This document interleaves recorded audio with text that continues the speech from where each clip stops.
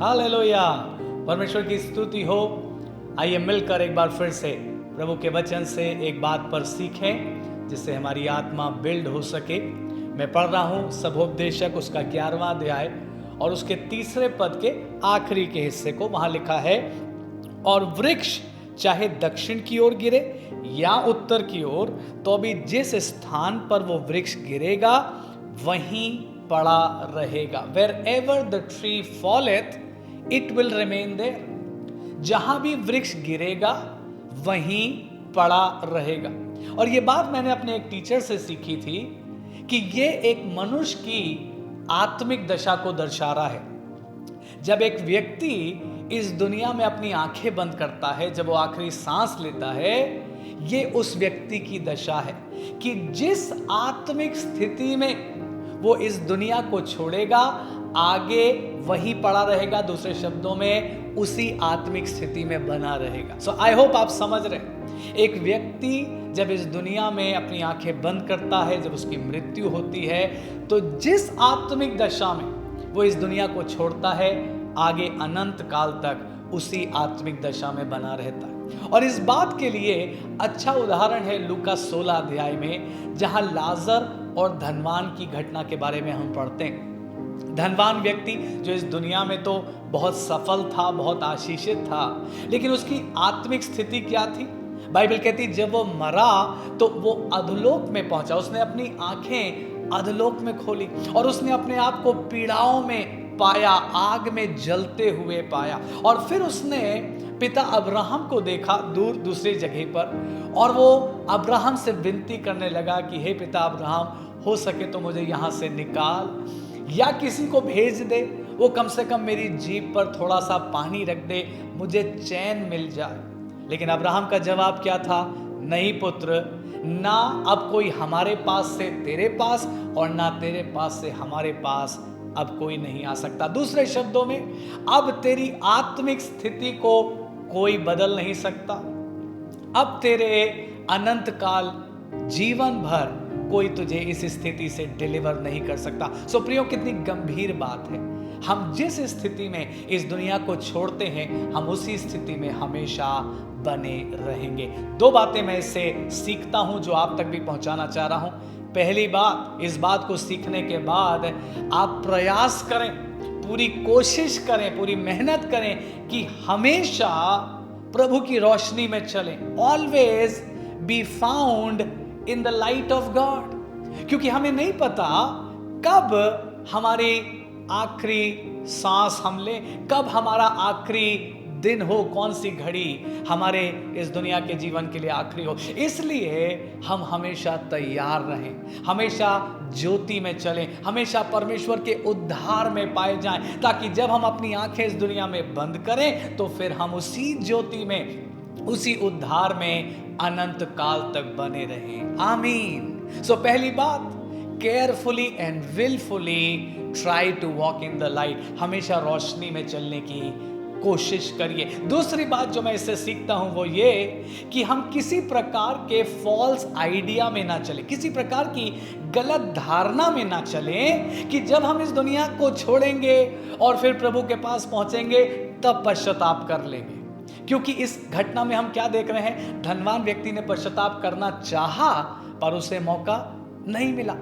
एक बार एक व्यक्ति इस दुनिया को छोड़ेगा, फिर उसे पश्चाताप का कोई अवसर नहीं है, सुधार करने का कोई अवसर नहीं है। इसलिए इस फॉल्स आइडिया से भी बचें कि मरने के बाद हम माफी मांग लेंगे, मरने के बाद हम प्रभु से रिक्वेस्ट कर लेंगे और समहाउ परमेश्वर से गिड़गिड़ाएंगे, और परमेश्वर तो दयावंत है।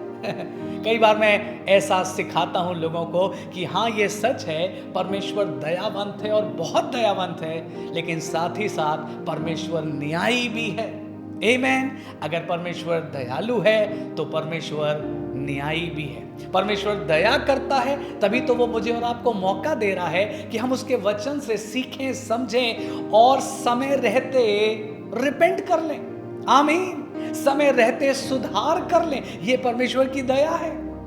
लेकिन अगर हम परमेश्वर की दया को ठुकराते रहेंगे, अगर हम परमेश्वर के बार बार उस प्रयास को जो वो हमारे जीवन में करता है हम ठुकराते रहेंगे, तो फिर परमेश्वर न्यायी भी है, परमेश्वर न्याय भी करता है। इसलिए प्रियो, इस फॉल्स आइडिया में कभी मत चलिएगा। कोई आपको बहका ना दे। बाइबल पढ़िए, मेरी बात भी मत मानिए, बाइबल पढ़िए और देखिए बाइबल क्या सिखा रही है। एक मनुष्य के पास पश्चाताप करने का सिर्फ तभी तक मौका है जब तक वो इस दुनिया में है।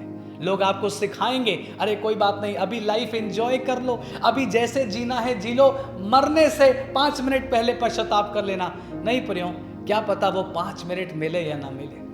हो सकता है कुछ लोग सिखाएं मरने के बाद भी मौका मिलता है, लेकिन केयरफुल रहें, बाइबल पढ़ें और बाइबल की बात के अनुसार अपने जीवन में निरंतर काम करते रहें। मैं बाइबल के 2 पद पढ़ूंगा जिससे ये बात और स्पष्ट हो जाएगी कि हमें अभी जब तक हमें ये जीवन मिला है, हमें अभी तैयारी करनी है, रिपेंट करना है और बाद में समय नहीं होगा। दानियेल उसका 12वां अध्याय और मैं आपके लिए पढ़ रहा हूं 10वां पद। वहां लिखा, बहुत से लोग तो अपने अपने को निर्मल और उजले करेंगे और स्वच्छ हो जाएंगे, परंतु दुष्ट लोग दुष्टता ही करते रहेंगे और दुष्टों में से कोई ये बातें ना समझेगा, परंतु जो बुद्धिमान हैं वे ही समझेंगे। परमेश्वर दानियेल के द्वारा क्या कह रहा है? बहुत से लोग होंगे जो समझदार होंगे, वचन सुनेंगे, अपने दिल को खोलेंगे और कहेंगे, हाँ प्रभु, हमसे गुनाह हुआ है, हमसे पाप हुआ है, लॉर्ड फॉरगिव अस, हमें क्षमा कर दे प्रभु, हम अनंत काल तुझसे दूर रहना नहीं चाहते प्रभु, हम तो तेरी उपस्थिति में रहना चाहते हैं, तू हम पर दया कर और हमारे पापों को क्षमा कर। बहुत से लोग बुद्धिमान होंगे और अपने अपने को निर्मल कर लेंगे, अपने को साफ कर लेंगे, लेकिन वहीं क्या लिखा है, बहुत से ऐसे होंगे जो दुष्ट होंगे, वो दुष्टता ही करते रहेंगे। लोग उन्हें समझाएंगे, वो नहीं मानेंगे, वो वचन सुनेंगे, ग्रहण नहीं करेंगे, वो कहेंगे अरे ठीक है, अभी बहुत जीना है, बाद में पश्चाताप कर लेंगे, बाद में कभी माफी मांग लेंगे, मरने के बाद माफी मांग लेंगे। दुष्ट लोग दुष्टता ही करते रह जाएंगे और शायद अंत तक पश्चाताप ना कर पाए। एक और पद पढ़ूंगा, प्रकाशित वाक्य 22वां अध्याय, बाइबल का लास्ट चैप्टर है और मैं पढ़ूंगा 10 और 11 पद आपके लिए। प्रकाशित वाक्य 22, 10 और 11, ध्यान से सुने। फिर उसने मुझसे कहा, इस पुस्तक की भविष्यवाणी की बातों को बंद मत कर, क्योंकि समय निकट है। जो अन्याय करता है वो अन्याय ही करता रहे, जो मलिन है वो मलिन बना रहे, जो धर्मी है वो धर्मी बना रहे और जो पवित्र है वो पवित्र बना रहे। क्या हम समझ रहे हैं इन पदों को पढ़ के? अंत निकट है और अंत में स्थिति क्या होगी? अंत के दिनों में कैसे लोग होंगे? जो अन्याय कर रहा है वो अन्याय ही करता रहेगा, उसे लगेगा ठीक है, सब अन्याय ही करते रहो। जो मलिन है मतलब अशुद्ध है, गंदा है, जिसने अपने जीवन को साफ नहीं किया, वो मलिन ही बना रहेगा। लेकिन जो धर्मी है वो धर्मी बना रहेगा, जो पवित्र है वो पवित्र बना रहेगा। अब इसको उसी पद से मिलाइए, वृक्ष जहां गिरेगा वहीं पड़ा रहेगा। ध्यान से सुनिए, जो आज धर्मी है वो बाद में भी धर्मी बना रहेगा। आमीन।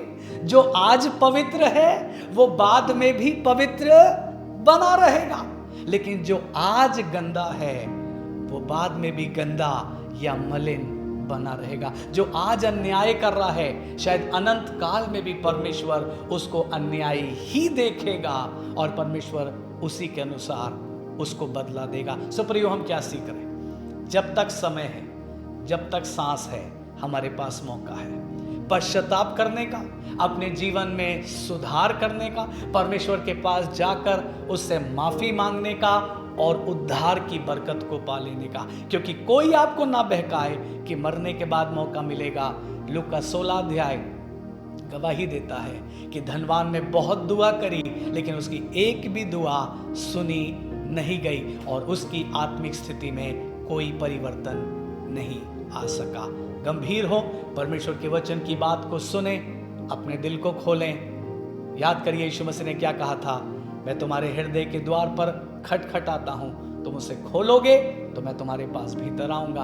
प्रभु को ग्रहण करिए, प्रभु से माफी मांगिए, अपने को शुद्ध पवित्र करिए। मैं फिर से कह रहा हूं, जो बुद्धिमान हैं वो ही समझेंगे, बाइबल में लिखा है, लेकिन जो बुद्धिमान नहीं हैं वो अपने गुनाह में ही चलते जाएंगे और अनंत काल वैसे ही बने रहेंगे, क्योंकि वृक्ष जहाँ गिरेगा वहीं पड़ा रहेगा। प्रभु इस वचन के द्वारा आपको आशीष दे, आपको सीधे मार्ग पर चलाए और अपने उद्धार में हम सबको शामिल करें।